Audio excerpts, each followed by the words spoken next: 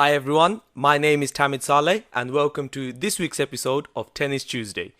Please do subscribe if you haven't already, as I release weekly videos on tennis and football as well as Formula 1 race reviews.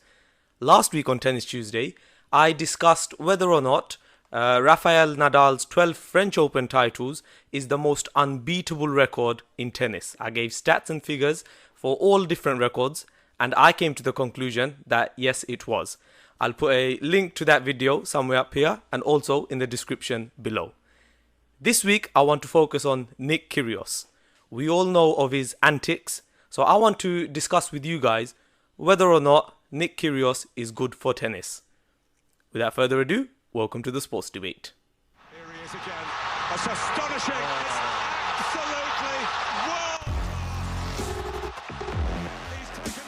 absolutely Nick Kyrgios, the tennis bad boy, the pantomime villain, the headline maker.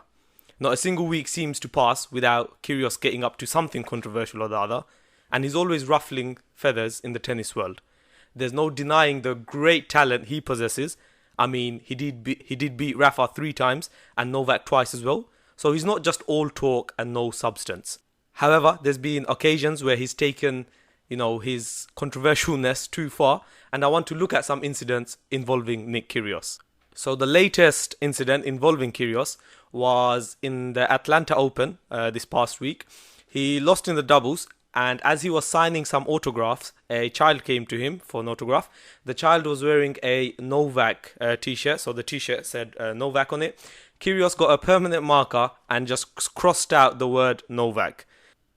He then, looking at the camera, said, "This is what I think of you and your t-shirt. Gone."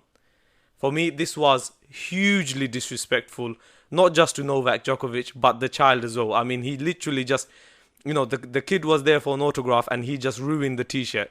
It's disgraceful. Like, I know Kyrgios likes making headlines and, getting attention from the media and stuff, but for you to cross out the child's t-shirt, it's just childish behavior and not something a tennis professional should ever do. You've got your own problems with Novak, that's fine, you've voiced it, but you should not be going around with a permanent marker crossing out Novak on a child's t-shirt. This isn't, of course, the first time Kyrgios has openly criticized or shown negativity towards Novak Djokovic. Only recently he done a podcast where he absolutely went in on Novak and also Rafa. I'm now going to tell you what he said in that podcast about Novak Djokovic. He said that Novak has a sick obsession with wanting to be liked. He wants to be liked so much that I can't stand him.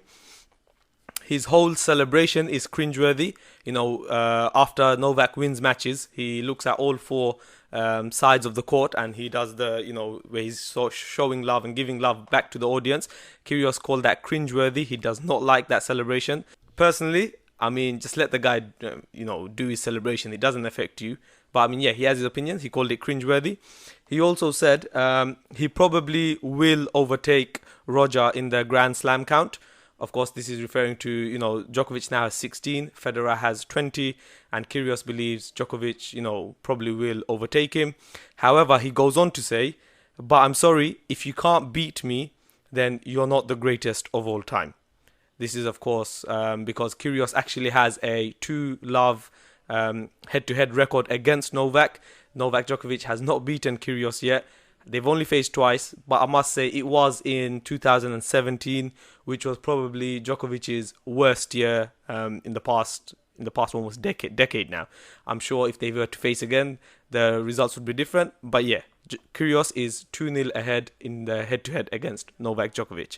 In that same podcast, he went on to slate Rafa Nadal as well. He called Nadal salty and said that, when he wins, he's fine, but if he loses, he starts criticizing and saying how Kyrgios lacks respect for Nadal, for his fans, and also tennis in general. In their match in Acapulco, of course, Kyrgios beat him.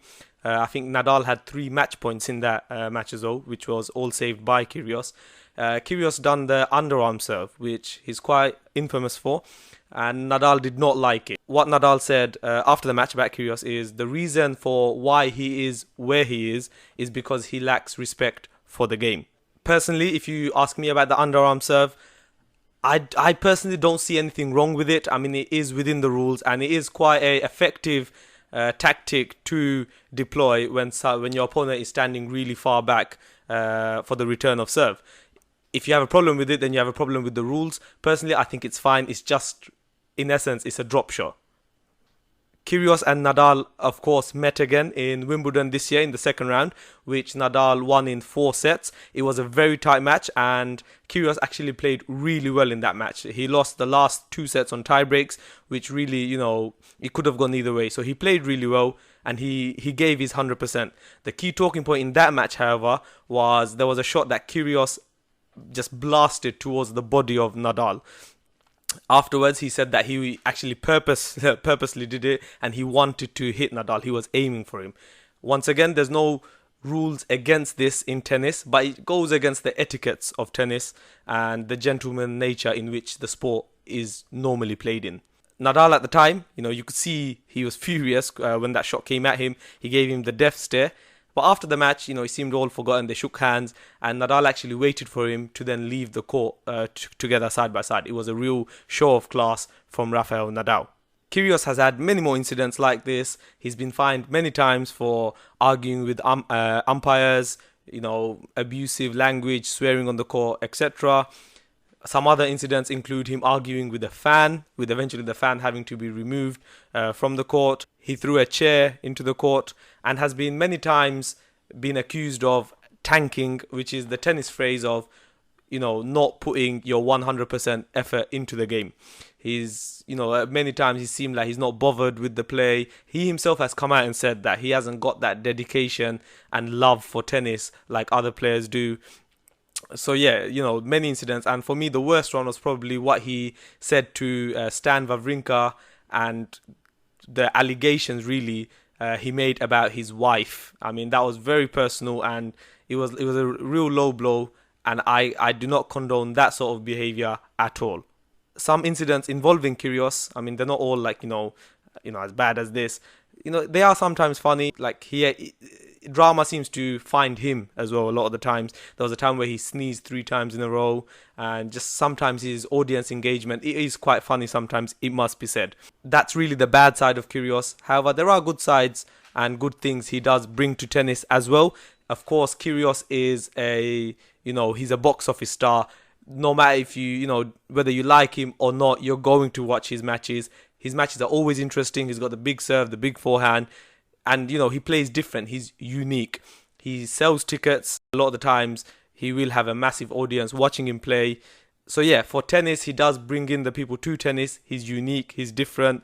And with his opinions as well, whether it be good or bad, there are no filters. There is no faking it for the camera or for the public. He's very honest in his opinions, and he must be respected. Even Novak Djokovic said, after he was asked about the comments Kyrgios made, that he doesn't really think Kyrgios is a bad guy, and he respects him. Anyone's entitled to speak their mind, and yeah, it doesn't really bother Novak Djokovic. Some more good things about Kyrgios is, of course, that he spices the game up. He brings interest and excitement into tennis, whether it be bad or good. And also, he does beat the top players. He's not just all talk and no action. He has beaten Roger Federer, he's beaten Rafael Nadal, he's beaten Novak Djokovic. So he is capable. He's got the talent, which is clear for everyone to see. So it's not just all talk from Nick Kyrgios. He can back it up. However, for me, not to that level, like a John McEnroe, for instance, to get away with certain things. A couple of things that past players have said. So Goran Ivanisevic, he said that we shouldn't put barriers on Nick, make him feel free, and I would like to see him more prepared and focused to take the Grand Slams more seriously. And he also said that he believes the best coach for Nick Kyrgios is Nick Kyrgios himself. John McEnroe, who's, in the past said a lot of good things about Nick Kyrgios as well. He's, of course, the captain of Team World in the Laver Cup, which Nick Kyrgios has played. And I must say, Kyrgios has seemed very into the Laver Cup when he does play. But yeah, McEnroe said that the guy could be top 5 in the world if he was able to give his honest effort. This is a Instagram post that caused a bit of intrigue because Novak Djokovic himself gave a like to it. I'm not going to look too far into that. And then he said that McEnroe has said this, that Kyrgios is good for the game, but I can't handle the fact that he only tries half the time. We cannot support this anymore. So it does look like McEnroe himself is getting a little bit fed up of Nick Kyrgios. I can understand why McEnroe might see a bit of Nick Kyrgios in himself. He was, of course, a troublemaker as well. However, John McEnroe, I mean, he won 7 slams. He was world number 1 for 170 weeks. And he also has 4 consecutive year-end world number 1s. So there's a difference in class in terms of John McEnroe and Nick Kyrgios. Nick Kyrgios, on the other hand, he's won 5 titles in his entire career and only 2 since 2016. His best effort in a Grand Slam is reaching the quarterfinal stage, which was in 2015 in the Australian Open. And yeah, he's 24 years old now. He's not a kid anymore, so he can't be excused maybe as much as before for his actions. Let me know what you think. If you think Nick Kyrgios is good or bad for tennis. I'm sort of on the fence with this one. There are many good things about Kyrgios. However, there is, for me, too much controversy, too many incidents involving Kyrgios as well. But, it must be said, he does bring entertainment into tennis. He's different to the gentleman nature of other players. And yeah, whether you like it or not, you're going to watch his matches as they are always interesting and full of drama. Later on this week, of course, we have the Montreal Open, the Masters 1000 happening. I am going to be releasing much more content for this tournament. It's, of course, one of the big ones. Some news for you guys. Novak Djokovic has pulled out of it. He has said that he wants to give his body longer rest and recovery time. Fully understandable after his Wimbledon run and, of course, that epic final he had against Roger Federer. Roger Federer himself, he's not playing in Montreal as well, which puts Nadal in prime position to win this tournament. I don't want to speak too much about this tournament as I have a video just talking about why this tournament is extremely important for Rafa, and the build-up to the US Open begins now. Please do keep an eye out for that video, as I will be looking at some stats and saying why the Montreal Open is very important, especially for Nadal in terms of the seeding for the US Open. And yeah, I'll leave it there with you guys. Please do leave a comment. I do respond to as many, if not all, comments. And as I've said earlier, subscribe to the channel for more content like this and give it a thumbs up if you've enjoyed it. Thank you.